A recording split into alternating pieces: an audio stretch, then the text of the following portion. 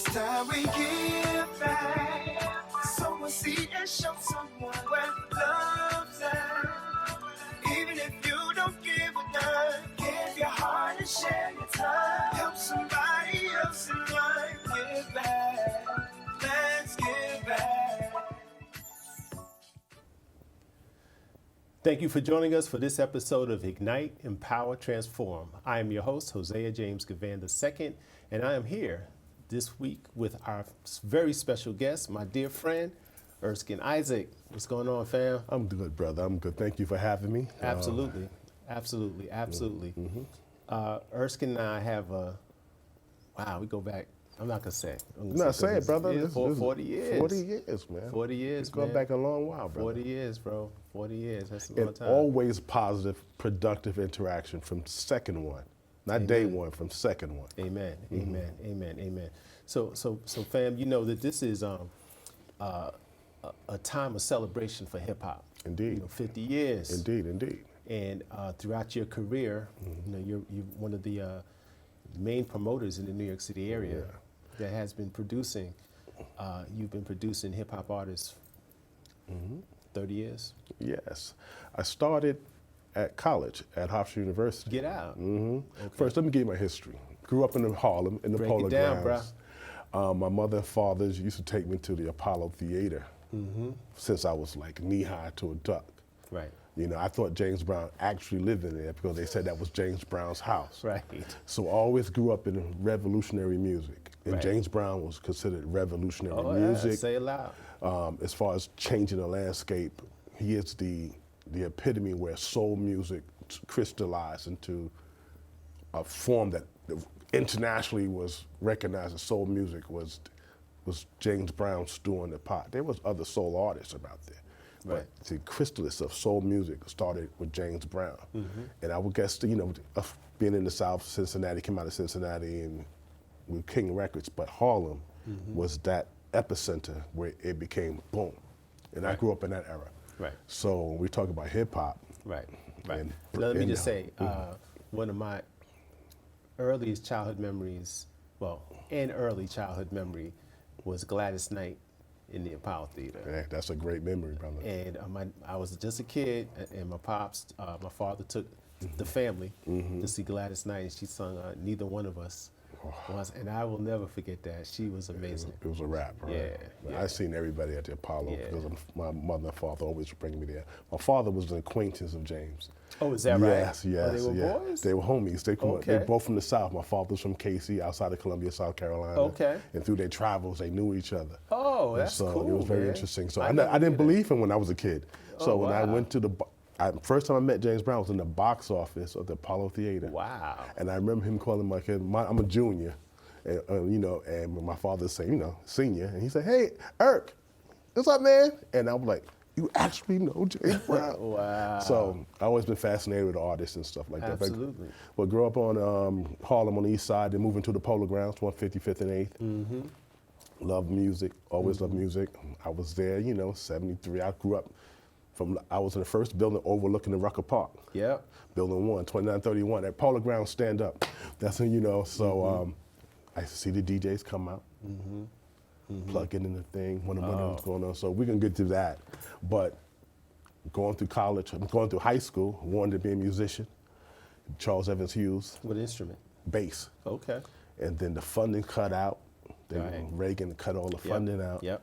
And decimated, gutted, not just music and art, but a lot of the vocational schools, it was hampered. Shop.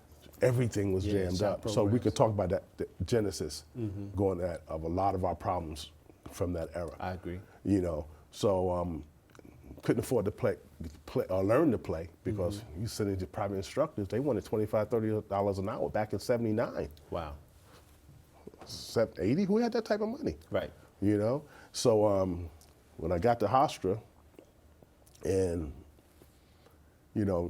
hanging out, doing events with concerts, and then with the fraternity, Malik Fraternity Incorporated Brothers, shout out to the Alphas at Hofstra.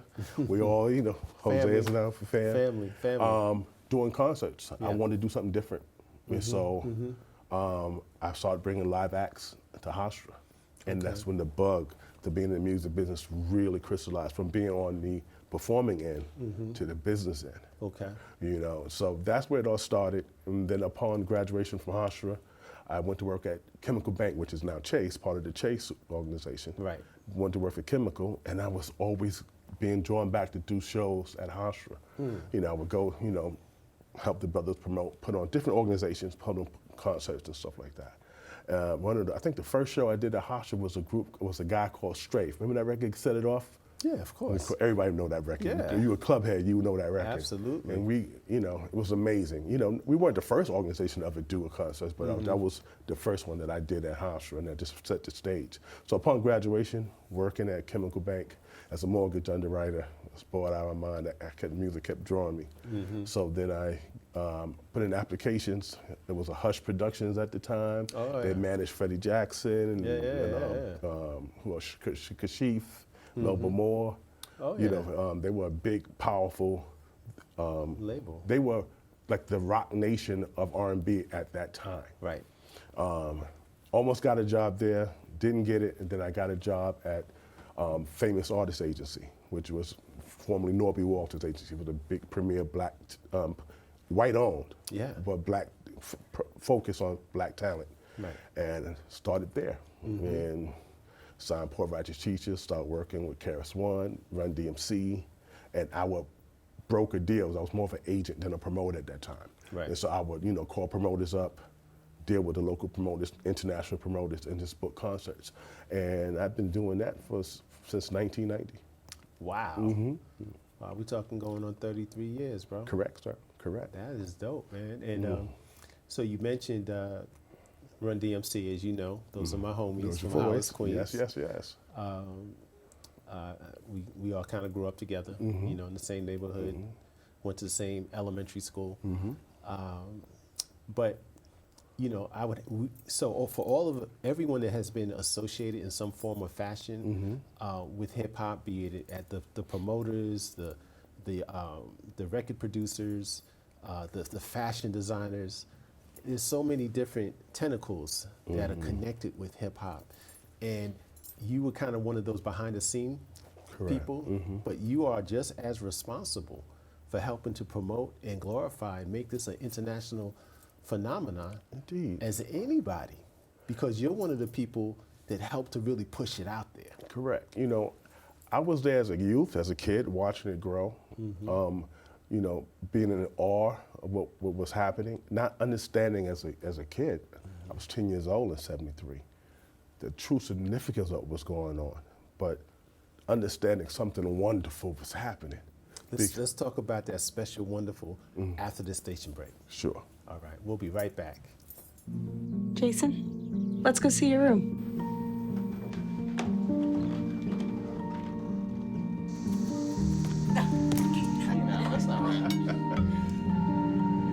How was it? Is it good?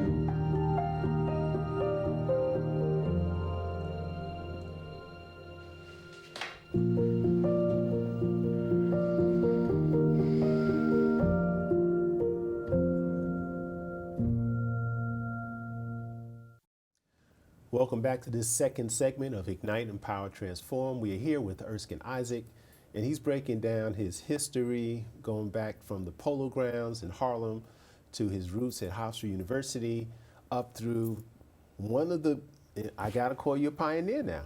I gotta call you a pioneer because, again, everybody that's associated with hip hop in the beginning deserves that designation. Brother, I appreciate it. Deserves I that appreciate it. designation, I man, appreciate because although you were behind the scenes, you were, as I mentioned in the previous segment, you were one of the people that was responsible for making it into the phenomenon that it is today. And it's, I gotta tell you, man, I was in 2002, I was in Stockholm, Sweden. And I kid you not, man, I saw blonde-haired white boys, little teenagers, younger than teenagers, dressed like us. I'm talking, when I say us, I'm talking about black kids from the black community, walking like us, talking like us, and it's amazing. And at that point, that's when I realized our influence and how we set trends and how we help to create styles and it's just amazing, man. It's just amazing our influence throughout the country. See, and throughout the world. that is a gift that God has given us. It didn't just start with hip hop. Oh, you're right. It started with every form of American music Absolutely. that we were able to hear and influence. You know, that's all come from the motherland. Right. That energy, that spirit comes from the motherland. But hip hop is its latest incarnation, Right. you know, of that transformative movement, and how America has attached to that, and it has gone international. Right. Because America is I would say, the dominant cultural exporter Right. in the world. So they see us. Right. They saw us create something from nothing, or something from the spare parts that was given us. Remember, I told Right. you the music programs were cut. Right. Right. So we still had to create. Creativity. The energy was there. Yeah. And even before they were cut, not everyone can go to school. Not every school had music programs. What's the name of your company, man? Because I think that's important. Because when you said something, I thought of when you said creativity, I thought of Kwanzaa, and I'm thinking of all Exactly. the, you know. So what's the name of your company? And I'm saying this for the benefit of our audience, because it speaks to his desire to continue to connect with the ethnicity of his roots. Yes. So I named the company Ujamaa, which is a take on Ujamaa, Kwanzaa principle, meaning cooperative economics amongst people of color. I stand on that because in the music industry, especially the music industry, but all industry, we have a lack of minority representation of who we do business with. It's one of the problems that is bred into the system that we are forced to live in, good and bad. My goal when I got fired from Famous Artist Agency, I can get back into that. Right. There's a quick story about that. I got Right. fired. Me and another agent, two other agents, they were white. I got fired as well.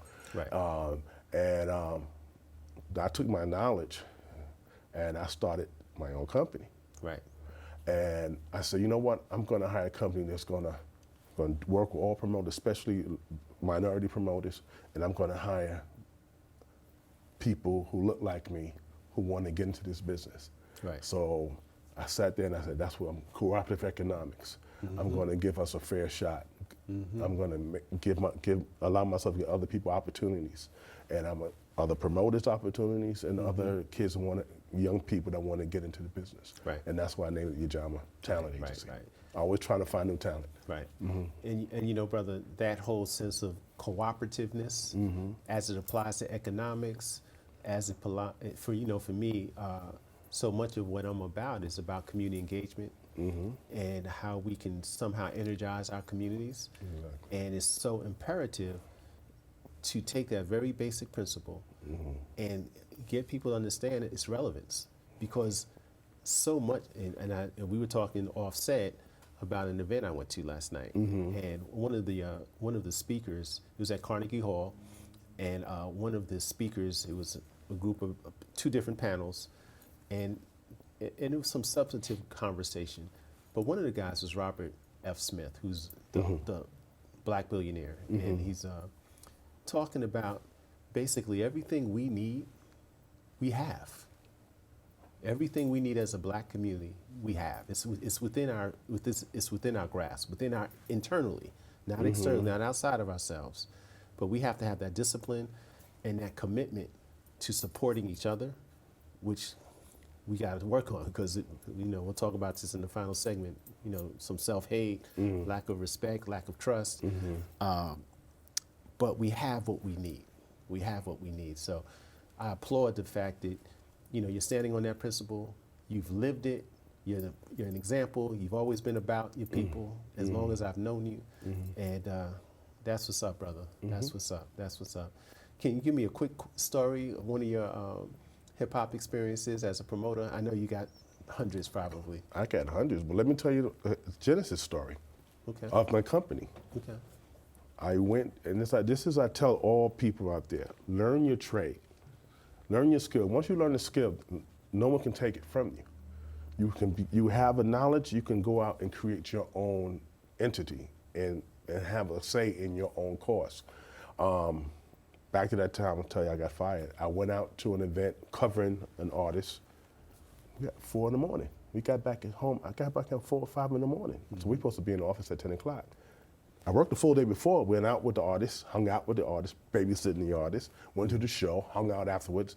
The boss said, don't leave their side because you don't, they just coming around trying to steal your artist and you just want to show support. So I get back home, we got back home at 5 o'clock in the morning. So instead of being in the office at 10 o'clock, I got there at 10:30. He lost his mind. Oh, really? And fired myself, another agent, another guy. Oh, it was time to go. It was time to It go. was time to go anyway. Oh, But I knew that was happening. So, like I said, I was make sure I got my information. A lot of things going on in the company. Right. So I went, you put a lot of time into the business. People know you from that business. Right. And before that, during that time, I was representing Notorious Big, Oh, wow. Craig Mack. Oh, wow. So we were booking a lot of shows with them, put them on tour. I can tell you a whole lot of Biggie stories. So anyway, I'm home, distraught, and I'm talking to my late partner, Dave Nelson. I said, I just got fired, blah, blah, blah, I don't know what I'm going to do. He said, well, keep doing what you're doing. And I said, yeah, I don't know, but the trauma of just being rejected after you put up so much hard work in. Right. Biggie's manager, Mark Pitts, called me. And he said, he's now the president of Sony Music. He said, show you the development. Right. He called me and said, what's going on? I called the office, you're not there. I said, I just got fired. And he said, what? What happened? I said, yeah, blah, blah, blah. He said, oh man, and someone snatched the phone, it was Biggie. Wow. He said, I don't care about you getting fired. Yo, you know the people, go get me some money. Keep booking my shows. That's what's up, man. And that's what's up. That's what's up. And that was it, the catalyst for me to keep going. Wow, that's amazing. We're gonna take another break, and then we'll be right back with Erskine Isaac. I already knew that I was gonna go to college, from a young age. I definitely want to major in political science, become the mayor or something, make the situation better for other people. My name is Justin, and I am your dividend. How prepared is your family if disaster shows up at your doorstep? You can't just turn away a natural disaster.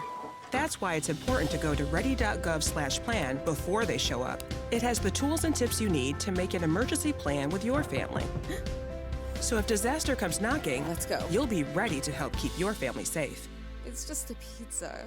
Yes! Make a plan today.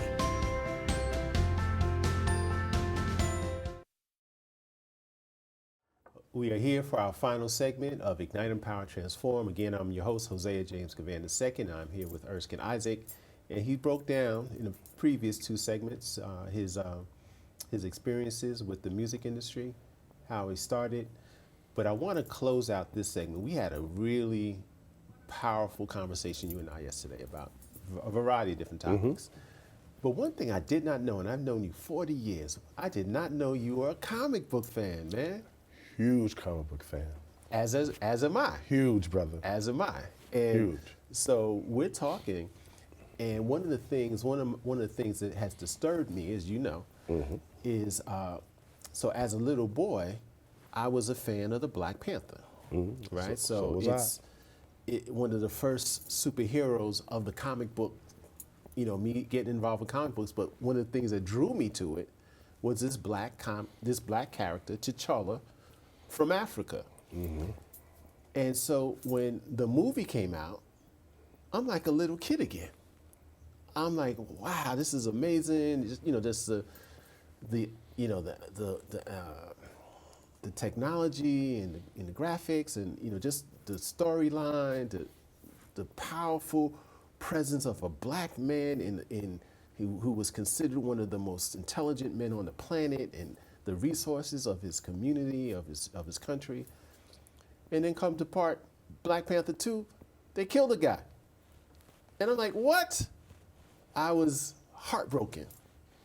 And Chadwick loved him as an actor. Indeed. Loved him as an actor. But you can destroy a comic book fan of this particular character for 40 plus years, and I was distraught, man. I was distraught, and I can't bring myself to watch Black Panther 2. Let me ask you a question, brother. Yes. Why do you think they killed them all? And this is part of our conversation, right? So, I thought it was an opportunity, man. You know, I thought it was an opportunity. Once again, we had this powerful black male image, and there was an opportunity because it exceeded expectations, and the impact and influence. Because now you're in Nashville, Tennessee, and you have white kids showing up to Halloween parties dressed as a Black Panther. I know that didn't go over well with some people, right? So I'm thinking myself, and you know, I'm not much of a conspiracy, always thinking type person, but in this case, I think it was a deliberate effort to take advantage of a situation and eliminate one more black positive male image out of our community. And even though it's the land of make-believe, they still, as we see in society, that's just another example of a black man being taken out. Let me tell you, brother. I'm not trying to be politically correct. Most American history, a lot of it is camouflage with make-believe. Our images of George Washington, you got DeSantis down there trying to sanitize this image with make-believe stuff. Right. They don't want to deal with the reality of life. Right. And to expound upon what you said about T'Challa, the Black Panther, he was the first superhero of color. That's right. African, not when I say color, I'm gonna say he was the first African in the comic books who had powers, who had intellect, super intellect. 1966, he predated the Black Panther Party. Right. You understand? Right.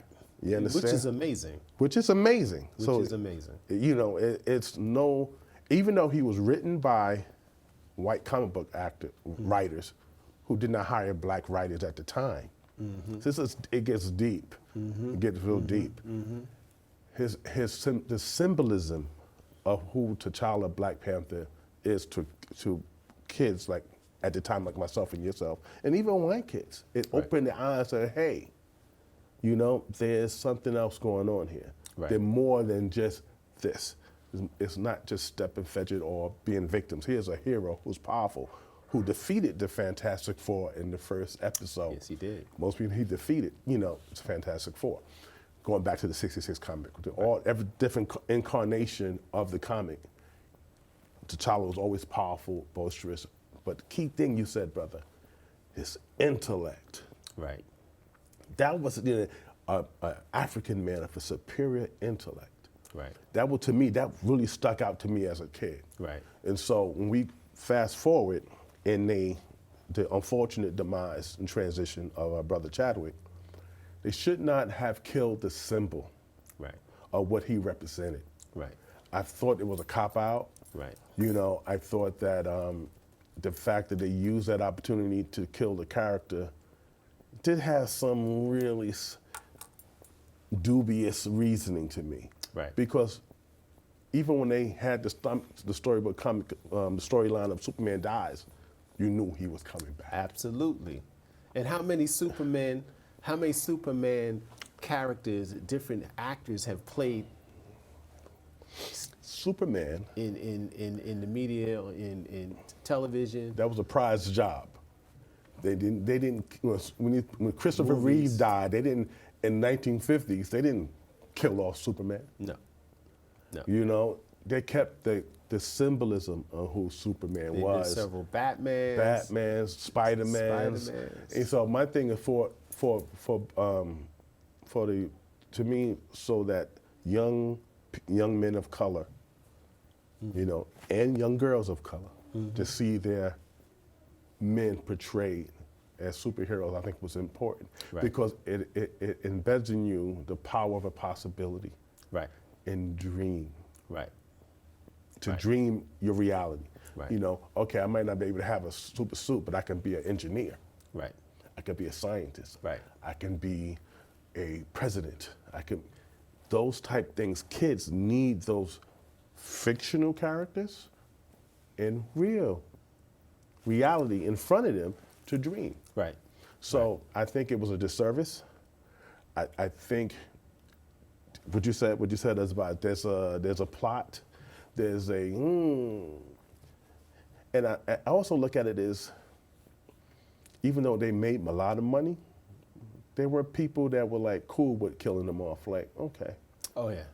you know, Oh, yeah. No, let's- without a doubt. I can live with that. Because of the unexpected success, right? And it's I mean, you know, I was a child. I've been involved with comics my entire life. I feel something was stolen from our community. You know, I think, you know, they could have recast. There had to have been one out of millions and millions of black men on this planet. And let me just say this: it's not an anti-sister thing. Right? No, It's far from nothing. it. It's Far nothing from to it. do with that. But it was an opportunity to maintain a status, to maintain a hero symbol within our community. And what was also disappointing is that we did not stand up to fight it. There wasn't any opposition, strong opposition, right? And so, you know, these are things that, you know, unconsciously we don't really know the long-term effects. But again, this is just another brother that's taken out. It was cloaked in sentiment, but the sentiment was used as a subterfuge. You know, you can, like, they got a new Superman coming out. They just fired the old Superman. Right. They got a new one coming. Right. And while there's another TV Superman, right? Batman, everything. You know, So, even in the comic books, they didn't kill him off. Right. So, you know, but we know how it is. You know, they can say, no, it's all about green, not about color. You can, it's a mixture of both. Hey, brother, we're gonna have to wrap this show up, man. We touched on some topics, just about everything I wanted to talk about. What we didn't get a chance to talk about, and we'll get that into maybe in another show, is that self-destructive behavior that we're engaging in, our black men. Now, we talked about the need for positive male images, black male images, and we have to counter that because of the destructive mindset that we are engaged in right now on a horrific level. We're Indeed. hemorrhaging, bro. Indeed. My brother, thank you so much for being Brother, with thank us. you for having me. Thank you, BronxNet. Peace. Thank you for joining us for this episode of Ignite, Empower, Transform. I was your host, Hosea James Givan II. And remember, if it's in your heart, do your part. Today's help equals tomorrow's hope. I love our youth. Power to the people.